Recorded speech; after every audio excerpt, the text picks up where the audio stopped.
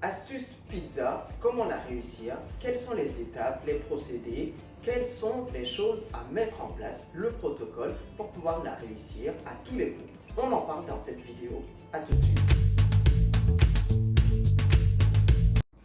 Bonjour et bienvenue à tous, bienvenue sur ma chaîne YouTube, j'espère que vous allez bien. Aujourd'hui, je vais partager avec vous 5 astuces avec lesquelles vous allez réussir votre pâte à pizza, quel qu'en soit votre niveau, que vous soyez débutant ou que vous soyez confirmé ou que vous soyez simplement un simple amateur. On va commencer. L'astuce numéro 1, c'est le choix de la farine. Voyez-vous, les farines n'ont pas tous les mêmes propriétés. Il faut d'abord sélectionner le plus souvent une farine qui a une teneur en protéines assez élevée. Les farines qui ont des teneurs en protéines assez élevées ont un taux d'absorption d'eau beaucoup plus élevé. Donc, au niveau de l'hydratation, ça sera vraiment beaucoup plus simple.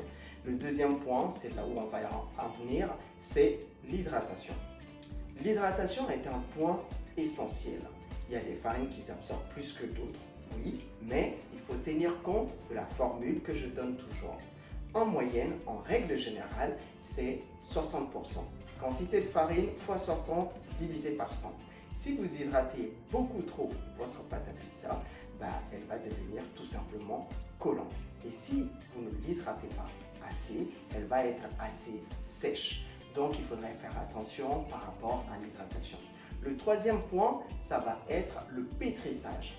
Il faut pouvoir maîtriser votre pétrissage parce que c'est au niveau du pétrissage en fait que la farine développe son côté élastique et c'est aussi là-bas que le gluten de la farine se libère.